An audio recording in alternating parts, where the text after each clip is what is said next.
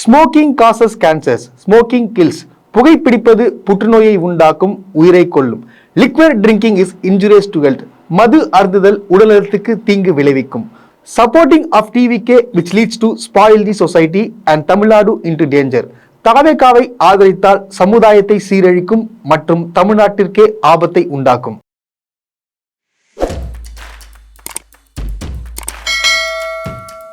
தீபாவளி கொண்டாடுவோர் தயவு செய்து பார்த்தீங்கன்னா கொஞ்சம் பாதுகாப்பாகவே இருந்துக்கோங்க. நம்ம எல்லாரும் பார்த்தீங்கன்னா நம்ம சென்னையிலேருந்து பார்த்தீங்கன்னா வெளியூருக்கு போயிருப்பீங்க. ஸோ பஸ் வசதி இந்த வருடம் பார்த்தீங்கன்னா மிக சிறப்பாக போக்குவரத்து துறை சார்பாக செஞ்சிருக்கிறாங்க. எல்லாரும் பார்த்தீங்கன்னா புக் பண்ணிட்டும் சரி, அது போக பார்த்தீங்கன்னா ஸ்பெஷல் பஸ்ஸில் நிறைய பேர் விட்டுருக்காங்க. எந்தவித பிரச்சனையும் இல்லாமல் பார்த்தீங்கன்னா அத்தனை மக்களுக்கும், எத்தனையோ பேர் போனாங்க, அத்தனை பேருக்கும் எல்லாருக்கும் பஸ் கழிச்சு எல்லாருமே நிம்மதி பெரு மூச்சு விட்டுட்டு நம்ம தமிழ்நாடு அரசுக்கு பார்த்தீங்கன்னா ஒரு மிகப்பெரிய ஒரு நன்றியை சொல்லியிருக்கிறாங்க. அது போல பார்த்தீங்கன்னா போக்குவரத்து துறை அமைச்சர் பார்த்தீங்கன்னா ஆய்வு பண்ணியிருக்காரு. அதாவது பார்த்தீங்கன்னா பிரைவேட் பஸ் எல்லாம் போயிட்டு டிக்கெட் விலை அதிகம் சொல்றாங்களே, அவங்களாம் போயிட்டு நேரில் போய் பார்த்து என்ன ஏதுன்னு சொல்லிட்டு தீர விசாரிச்சு, அதே போல அரசு பேருந்துகள் எப்படி கரெக்டாக போதா இல்லையான்னு சொல்லிட்டு மக்கள்கிட்டயே பார்த்தீங்கன்னா கேட்குறாங்க, குறைகள்லாம் கேட்குறாங்க.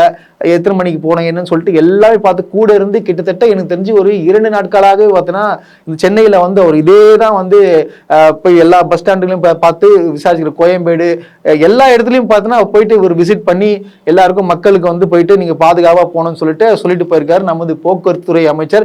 அவர்களுக்கு என்னுடைய ஒரு மிகப்பெரிய ஒரு நன்றி சொல்லிக்கிறேன். அது போல இல்லாமல் பார்த்தீங்கன்னா கிளம்பாக்கம் பஸ் ஸ்டாண்டில் பார்த்தீங்கன்னா இந்த மாதிரி போக்குவரத்து, அதாவது பஸ்ஸுக்காக வெயிட் பண்ணுவாங்க, 2 மணி நேரம் 1 மணி நேரம் வெயிட் பண்ணுவாங்களா, அவங்களுக்காக பார்த்தீங்கன்னா அவங்க ரிலாக்ஸாக ஜாலியாக போகணும். அதாவது பண்டிகை நாளில் ஜாலியாக போகணும், எந்த ஒரு டிஸ்ட்ராக்ஷனும் இல்லாமல் எந்த ஒரு டென்ஷன் இல்லாமல் போகிறதுக்காக பார்த்தீங்கன்னா இளைஞர்கள்லாம் பார்த்தீங்கன்னா ஒரு சின்ன அவங்களே ஒரு கம்போஸ் பண்ணியோ இல்லை கச்சேரி மாதிரி பண்ணுவாங்க இல்லையா, அவங்களாம் கொண்டு பாட வச்சு அவங்களாம் ஒரு மகிழ் விட்டுருக்கிறாங்க.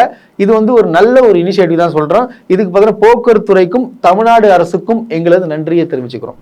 ஒரு வீடியோ பார்த்தீங்கன்னா சமூக வலைதளத்தில் பயங்கரம் வைரல் ஆகிட்டு இருக்குங்க. அது என்னன்னு பார்த்தீங்கன்னா வானதி ஸ்ரீனிவாசன் இருக்காங்களா மேடம், எம்எல்ஏ, அவங்க என்ன பண்றாங்கன்னா ஒரு இளைஞர்கள் மத்தியில ஒரு கலந்துரையாடல் நடத்துறாங்க. இப்போ அரசியல் தலைவர்கள்லாம் யார் அப்படின்னு சொல்லிட்டு அங்கிற ஸ்டூடெண்ட்ஸ் கிட்ட கேட்கறாங்க. உடனே முதல் பேர் சொல்றது மு.க. ஸ்டாலின், ரெண்டாவது பார்த்தீங்கன்னா ராகுல் காந்தி, இந்திரா காந்தி, முத்தமிழ், டாக்டர் கலைஞர், இவங்க பேர்லாம் சொல்றாங்க. யாருமே பார்த்தீங்கன்னா மோடி சொல்ல, யார் பேரும் சொல்ல. ஆக்சுவலாக திடீர்னு பார்த்தீங்கன்னா ஒரு பையன் என்ன பண்றாங்க, ஏஞ்சி அண்ணாமலைன்னு சொன்னான். அண்ணாமலைன்னு சொன்னா அங்க இருக்கிறவங்க சிரிக்கிறாங்க, இவங்களும் சிரிக்கிறாங்க. எதுக்கு நீங்க சிரிக்கிறீங்க மேடம்? அண்ணாமலைன்னு சொல்ற எதுக்கு நீங்க ஏன் சிரிக்கிறீங்க? அப்ப உங்களுக்கே தெரிஞ்ச ஒரு தலைவர் இல்லைன்னு சொல்லிட்டு. சரி, மோடி பேர் கூட யாரும் சொல்ல மாட்டான், நீங்க தான் கடைசியில சொல்லிட்டு போறீங்க மோடின்னு சொல்லிட்டு, அவங்களே சொல்லலன்னு சொல்லிட்டு. எதுக்கு இதெல்லாம்? அப்ப ஸ்டூடெண்ட்ஸ் மத்தியிலே தெரியுது, விஜயே சொல்ல, அப்புறம் எடப்பாடி பழனிசாமியை சொல்ல, அது படித்த இளைஞர்களுக்கு நிலைமை என்னன்னு சொல்லிட்டு தெளிவா புரியுதுன்ற இந்த காணொலி மூலியமாவே அவங்களே காட்டியிருக்கிறாங்க. அதனால என்ன பொறுத்த வரைக்கும் நீங்க சொல்லுங்க, தலைவன் அப்படின்னா உங்க மனசுல என்ன தோணுது? யார் வேணா சொல்லலாம். ஸ்டாலின், எஸ். அப்புறம் ராகுல் காந்தி, அப்புறம் முத்தமிழ் அறிஞர் அம்பேத்கர், அப்புறம் திருமாவளவன், அப்புறம் தந்தை பெரியார், அப்புறம் இந்திரா காந்தி, அப்புறம் அண்ணாமலை, அப்புறம் மத்தவங்க எல்லாம் பேர் சொல்லும்போது சிரிக்காதவங்க எதுக்குப்பா இதுக்கு சிரிக்கிறீங்க? He likes him. அது போக பாத்தீங்கன்னா ஒரு நரேட்டிவ் செட் பண்ண ஆரம்பிச்சிட்டாங்க. அதாவது முந்தா நேத்து பாத்தீங்கன்னா விஜய் அவர்கள் எல்லாருக்கும் பாத்தீங்கன்னா 20 லட்சம் ரூபாய் கொடுத்திருக்காரு. அதாவது பாத்தீங்கன்னா மீண்டும் சொல்றேன், 39 குடும்பங்களுக்கு மட்டும்தான் கொடுத்திருக்காரு. ஒரு வீட்டுல 2 பேர் இறந்திருப்பாங்க. அவங்களுக்கு பாத்தீங்கன்னு வச்சுக்கல வெறும் 20 லட்ச ரூபாய் கொடுத்திருக்காரு. சட்டப்படி பாத்தீங்கன்னா அவங்க 40 லட்சம் ரூபாய் கொடுக்கணும். அவர் ஏன் அப்படி கொடுத்தாருன்னு சொல்லிட்டு எனக்கு தெரியல. அவர் காசு இல்லையா, இல்ல 200 கோடி 300 கோடி வாங்குறவரு, இதே பாத்தீங்கன்னா கம்மி. ஆனா பாத்தீங்கன்னா இது கொடுத்துருக்கலாம், கொடுக்கறதுக்கு ஒரு மனசு வரணும் இல்லையா? அவர் தப்பிக்கிறதுக்காக இந்த அமௌண்ட்டை கொடுத்துருக்காரு. அவர் நல்ல மனசு, சரி நான் எனக்கு ஏதாச்சும் பண்ணணும்னு நினைச்சுன்னா அன்னைக்கு அடுத்த 2வது நாட்களே பார்த்தீங்கன்னா அவங்களுக்கு போய் சேர்ந்துடணும். ஆனா இவ்வளோ 22 நாட்கள் ஆகியும் பார்த்தீங்கன்னா இப்போதான் போயிருக்கு. அதுவும் ஏகப்பட்ட சோசியல் மீடியாலும் சரி எல்லாரும் கேள்வி கேட்க ஆரம்பிச்சாங்க. இங்கே 20 லட்சம் ரூபாய் அனௌன்ஸ்மெண்ட் பண்ணீங்களே, ஏன் கொடுக்கலன்னு கேட்டதுக்கு அப்புறம் தான் கொடுத்துருக்காரு. கொடுத்துட்டு பார்த்தீங்கன்னா அதுக்கப்புறம் அனௌன்ஸ் பண்ணிட்டு தீபாவளி யாரும் கொண்டாடக்கூடாது அந்த மாதிரிலாம் சொல்றாங்க. ஸோ படம் வாங்கிட்ட பிறகு பார்த்தீங்கன்னா என்ன பண்றாங்கன்னா இவங்களே பார்த்தீங்கன்னா ஒரு சேனலை செட் பண்றாங்க. அதாவது ஒரு குறிப்பிட்ட ஒரு சேனல் மட்டும் தான் என்ன பண்ணுது, அங்க இருக்கிற அதாவது பார்த்தீங்கன்னா 41 குடும்பத்தையும் தேடி போயிட்டு அவங்கள பேட்டி எடுக்கிறாங்க. பேட்டி எடுத்து இந்த மாதிரி சொல்லி வைக்கிறாங்க. என்ன நரேட்டிவ் செட் பண்ண பாக்குறாங்கன்னு பார்த்தீங்கன்னா, என்னுடைய குழந்தைகளை விட வந்து எனக்கு வந்து விஜய் தான் எனக்கு முக்கியம். ஸோ இந்த மாதிரியாக பேச வச்சு பண்றத வந்து ஏன்னா தெளிவா அப்பட்டமாவே தெரியுதுங்க. அது மட்டும் இல்லாம என்ன பண்றாங்க, ஒரு குறிப்பிட்ட சேனலை மட்டும் வந்து என்ன பண்றாங்கன்னா போயிட்டு வீடியோடா போயிட்டு பேட்டி எடுக்க வைக்கிறானுங்க. அதாவது பாத்தீங்கன்னா இவங்க வந்து அதாவது ஒரு நரேட்டிவ் செட் பண்றாங்க, விஜய் நல்லவர் அப்படின்னு சொல்லிட்டு சொல்ல வைக்கிறதுக்காக இந்த மாதிரி ஒரு வேலைகளை அவங்க வந்து பார்த்துட்டு இருக்காங்க. அது மக்களும் பாத்தீங்கன்னா அங்க இருக்கிற பணம் வாங்குறோம்னு பாத்தீங்கன்னா இந்த மாதிரி சொல்லக்கூடாது, மிகப்பெரிய தப்பு. காலையிலேயே பாத்தீங்கன்னா அந்த வீடியோல வந்து 2 தாய்மார்கள் வந்து அந்த மாதிரி பேசுறத வந்து யாராலையும் ஏத்துக்க முடியாதுங்க. அவன் எவ்வளவு வேணா காசு கொடுக்கிட்டாங்க, புள்ள போச்சு, யாரால போச்சு, விஜய பார்க்க போனதால ஆச்சு. ஒரு பாதுகாப்பு இல்ல, ஒரு எந்த விதமான ஒரு இதுவே இல்லைங்க. மக்கள் வந்து எங்க போய் நிக்கணும், அதாவது என்ன சொல்றாங்கன்னா ஒரு பிளானிங்கே இல்ல, ஒரு கோஆர்டினேஷனே இல்ல, இஷ்டத்துக்கு வாங்க கூட்டத்தை காட்டணும் அப்படின்ற ஒரு உள்நோக்கத்தை மட்டும் தான் வச்சுக்கிட்டு வந்து அதனாலதான் காரணமே எத்தனை பேருக்கு இறந்ததுக்கான காரணமே அதுதான். விஜய் லேட்டா வந்ததுக்கு அதான் காரணம். பட் ஆனா வந்து இவங்க புரிஞ்சுக்காம வந்து என்ன சொல்றது, விஜய் தான் முக்கியம், பிள்ளை விட விஜய் தான் முக்கியம் சொல்லிட்டு நம்ம காலைல பார்த்திருப்போம். இங்க பாருங்க என்ன பண்றான்னு பாத்தீங்கன்னா இந்த இவரு சம்பந்தப்பட்ட நபர் பேசியிருக்காரு. இவர் என்ன பேசுறாரு முதல்ல நீங்க பாத்துருங்க. ஒருவேளை நம்மகிட்ட ஏன் பேசல என்னடா ஏதுடான்னு சொல்லிக்குள்ளதான் ஒருவேளை நம்ம பட்டியலின சமூகத்தினால நம்மளை ஒதுக்குறாங்களோ அப்படிங்கிற சந்தேகம் எனக்கு ஏற்படுதுங்க. நீங்க வந்து பட்டியலின சமூகங்க, ஆனா எல்லார்கிட்டயும் லைவ்ல பேசிருக்காங்க, உங்ககிட்ட மட்டும் பேசல. ஆமாங்க. இந்த வீடியோ நீங்க பாத்தீங்கல்ல, இதே நபர் இவரை நீங்க முன்னாடியே பார்த்திருப்பீங்க. இவரு ஒரு வாரத்துக்கு முன்னாடி என்ன பேசிருக்காருன்றத பாருங்க. ஆனா விஜய் அவர்கள் மேல உங்களுக்கு எந்த ஒரு கோபமோ வருத்தமோ கிடையாது? எங்களுக்கு கோபமே கிடையாதுங்க சார், எல்லளவும் கிடையாதுங்க சார். இப்பனாலும் சார், எப்போனாலும் சார். அதே நம்பி இறந்துட்டேன்னு நான் சொல்றேன்லங்க சார், விஜய்க்காக இறந்துட்டேன்னு வச்சுக்கோங்க, அடுத்து நான் இருக்கேங்க சார். இன்னும் பயங்கரமா பவரா இறங்கி வேலை செய்யணுங்க சார், அவ்வளவுதான். எங்களுக்கு எந்த வருத்தமும் கிடையாதுங்க சார். அதுல என்ன சொல்றாரு, ஃபர்ஸ்ட் வீடியோல ஆக்சுவலா வந்து இந்த மாதிரி வந்து என்ன சாதியால வந்து இந்த மாதிரி பண்றாங்களா, ஓரம் கட்டுறாங்களா, இந்த மாதிரி விஜய் இந்த மாதிரி பண்றாரு, அப்படி பண்றாரு, இப்படி பண்றாருன்னு சொல்லிட்டு விஜய் மேல குற்றம் சாட்டு வைக்கிறாங்க. சரிங்களா? இப்ப பேமெண்ட் போன பிறப்பு அவர் என்ன பேசுறான்றது நீங்க இப்ப பாத்தீங்க இல்லையா? சோ இதுல இருந்தே உங்களுக்கு தெரிய வேணாமா இதுல என்ன பண்றாங்க, ஏது பண்றாங்க. அதாவது என்ன எப்படி ஆகுதுன்னு பாத்தீங்கன்னு வச்சுங்களேன், பணத்துக்காக அதாவது இவங்களா பார்த்தீங்கன்னா பாமர மக்களுங்க. ஆக்சுவலா வந்து இவ்வளவு ஏழைகள்னா பார்த்தீங்கன்னா இவ்வளவு பேர் காசு வந்து பார்த்துருப்பாங்களா, பார்த்துருக்க மாட்டாங்க நமக்கு தெரியாது. கஷ்டப்படுற குடும்பங்கள், என்னை பார்த்த வரைக்கும் தெரிஞ்சு கஷ்டப்படுற குடும்ப கிட்ட வந்து காசு கொடுத்த உடனே அவங்க என்ன சொல்லுவாங்களோ அதான் சொல்றாங்க. பட் ஆனா இதை வச்சு என்ன பண்றானுங்க, சோசியல் மீடியால ட்ரெண்ட் பண்றானுங்க. இந்த மாதிரி விஜய்க்கு பாத்தீங்களா இந்த இருந்த குடும்பத்துல இந்த அளவுக்கு சப்போர்ட் இருக்கு, ஆதரவு இருக்குன்னு சொல்லிட்டு பரப்புறானுங்க. ஆனா அது நெகட்டிவா மாறுதுன்றது வந்து இவங்களுக்கு தெரியாம எவனோ சொல்லி கொடுத்ததை வந்து இந்த மாதிரி பரப்பிட்டு இருக்காங்க. இதனால வந்து யாரு கெட்ட பேர் வச்சிருக்கீங்க, தமிழ்நாடு மக்களுக்கு கெட்ட பேரு. இதை வந்து பாத்தீங்கன்னா இந்த வீடியோ வந்து பரவச்சுன்னா, இந்த தாய்மார்கள் எல்லாம் பேசுறது பரவச்சுன்னா என்ன ஆகும் தெரியுமா? என்னடா இவ்வளவு கேவலமா இருக்கானுங்க. ஒரு நடிகரை நம்பி பணத்துக்காக சொந்த பிள்ளையே வானா போனா போட்டோம், விஜய் தான் வேணும்னு சொல்றாங்கன்னு சொல்லிட்டு காரி துப்புவாங்க. இது தமிழ்நாட்டுல மட்டும் இல்லைங்க, வேர்ல்டு ஃபுல்லா போச்செல்லாம் அசிங்கப்படுத்துவாங்க.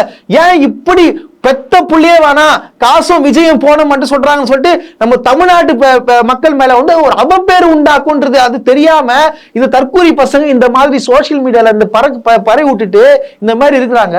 இது எப்படி ஏத்துக்க முடியாது? இதெல்லாம் தப்பு இல்லையா? அது ஏய் நான் ஒன்னு சொல்றது உங்களுக்கு புரிய மாட்டேங்கிறா. இதுல வச்சுதான் நீங்க வந்து விஜய்க்கு பில்டப் கொடுக்க முடியாது. கேவலமா பேசுவாங்க. இது கேவலம். இது நான் கேட்கிறேன், தாவேக்கா சார்ந்த நண்பர்களோ இல்ல வந்து தயவு செய்து நீங்க சொல்லுங்க, இவங்க பேசுறது தப்பா ரைட்டாது? இப்படி பேசலாமா? பிள்ளையை விட விஜய் தான் முக்கியம் சொல்லிட்டு சொன்னா நீங்க ஒத்துப்பீங்களா? நீங்க இது எப்பாற்பட்ட ஒரு தப்பு இது? இதெல்லாம் வந்து இது கேவலங்க. இது வந்து ஏத்துக்க முடியாது. அதாவது ஏண்டா இதெல்லாம் வந்து கத்துக்கோங்கடா முதல்ல. இந்த மாதிரி எல்லாம் பண்ணா வந்து விஜய்க்கு நல்ல பேர் கிடைக்காது, கெட்ட பேர் தான் கிடைக்கும். அது போக பாத்தீங்கன்னா இன்னொருத்தங்க குழந்தைய என்ன சொல்றாங்கன்னா, இந்த விஜயை வந்து நாங்க கிட்ட போய் பார்த்ததுல எங்களுக்கு பாக்கியம், ஆனா என்ன பண்றது குழந்தைய வந்து கொடுத்துட்டோம். எப்படி குழந்தைய காவு கொடுத்துட்டோம். எவ்வளவு வயசு தெரியுமா அந்த குழந்தைக்கு? 1.5 வயசு. நாங்க யாரையுமே போய் இவ்வளவு கிட்டத்துல பார்க்கவே முடியாது. அந்த பேரை எங்க குடும்பத்துக்கு வாங்கி கொடுத்துருக்கான். என்ன அதுக்கு நாங்க நஷ்டீடா எங்க குழந்தைய கொடுத்துருக்கோம். எப்படி எந்த அளவுக்கு மாறுறாங்க பாருங்க. இதெல்லாம் வந்து பாக்குறதுக்கு விஜய் மேல வந்து ஒரு நல்ல அபிப்பிராயம் வரல, விஜய் மேல கோபம் வருது. இவங்களை பார்த்தா வந்து என்னடா இப்படி இருக்கிறாங்க. ஏங்க 22 நாள் தாங்க ஆகுது குழந்தை இறந்து, வெறும் 22 நாள் தான் ஆகுது. எப்படி அதாவது நம்மளுக்குலாம் வந்து இப்போ ஒருத்தங்க நம்ம கூட பழகிட்டு போனாலே அந்த இடத்துல அந்த போகும்போது அவரு இங்கெல்லாம் உட்காந்துட்டு இருப்பாருப்பா அப்படின்றது இருக்கும். ஒரு குழந்தை நம்ம கூடயே இத்தனால இருந்துக்குது, அது எப்பவுமே தூக்கி கொஞ்சம் நம்ம இங்க ஓடி விளையாடும், அது உபயோகப்படுத்தின பொருட்கள்லாம் பார்க்கும்போது பார்த்தோன்னா நம்மளால கண் முடியாதுங்க. அது இப்போ அது தொட்டு விளையாடின ஒரு பொம்மையை பார்த்தா நம்ம எப்படி இருக்கோம், என் குழந்தை விளையாடிச்சு, அது பார்க்கும் போது நம்மளுக்கு ஏக்கம் வருமா வராதா? ஒரு பெத்த மனசு கலங்குமா கலங்காதா? ஆனா இவங்கெல்லாம் அசால்ட்டா இருக்கிறாங்க. அது எப்படின்றது எனக்கு தெரியல. இது அதாவது விஜய் பாத்தீங்களா, விஜய் வந்து எந்த அளவுக்கு ஒரு மூல செலவை செஞ்சு இந்த மக்கள் தானங்க ஒரு தூக்கி போட்டா நம்மளை வந்து வாழ்த்திட்டு போக போகுது. ஸோ இந்த மாதிரி மைண்ட் செட்ல தான் வந்து விஜய் அவர்கள் இருக்காரு. இதுதான் பிளான் ஸ்ட்ராட்டஜியை வச்சு பண்ணிட்டு இருக்காங்க. இப்ப வரைக்கும் பாத்தீங்கன்னா தாவேகா சார்ந்தவர்கள் வந்து யாராச்சும் வந்து பேசினானுங்களா? எதுவுமே பேசுங்க. ஒரு பிரஸ் மீட் கொடுத்தாங்களா? ஆதவர்ஜினாலாம் பேச்சாவே யாரும் மதிக்க மாட்டாங்க. ஒரு கதையோட சோட்டி போடுங்க விட்டுருங்க. ஆனா வந்து ஒரு நரேட்டிவ் செட் பண்ணி எவனுமே வந்து இப்போ வரைக்கும் ஒரு டிபேட்லயும் சரி உட்காந்து எவனும் பேசவே இல்லையே. வேர் இஸ் தி கட்சி? தாவேகா கட்சி எங்கங்க? நான் கேட்கல, விஜய் ரசிகர்கள் விஜய் தொண்டர்கள் கேட்கிறாங்க. கட்சியை காணோம்ன்ற தலைவா, வா தலைவா, உன்னால அசிங்கமாக தலைவா, வெளியே வா தலைவா, என்ன தலைவா ஆக போகுது உனக்கு? வா, நீயே போய் உள்ள போய் பூந்துட்டு இருக்க, வெளியே வான்னு சொல்லிட்டு கூப்பிடுறா. நிறைய பேர் வந்து சோசியல் மீடியால போட ஆரம்பிச்சிட்டாங்க. இப்போ கொஞ்சம் கொஞ்சமா வந்து எல்லாருக்கும் புரிய ஆரம்பிக்குது. தாவேகா கட்சினா இப்படிதான்டா இருக்கும் அப்படின்றத வந்து புரிய ஆரம்பிக்குது. தெளிவுபடுத்துறாங்க. இது பார்க்கும்போது எனக்கு சந்தோஷமா இருக்கு. கொஞ்சம் வெளியே வராங்க. ஆனா வந்து இன்னும் பார்த்தா நிறைய பேர் வந்து மூளை செலவு செஞ்சுட்டு இருக்காங்க. அவங்க கட்சியில வந்து ஒரே ஒரு ஜென்மம் மட்டும்தான் இன்னும் பாத்தீங்கன்னா வந்து வெளியே தலையை காட்டிட்டு இருக்காது. வேற யாருமே இல்லைங்க. லைலா காலேஜ் ஓனர் அவர் என்ன போடுறாருன்னா, எதனா ஒன்று சும்மா ஒன்று போட்டு போற போக்கில் ஒன்று போட்டு கம்முன்னு போயினே இருந்துருவாரு.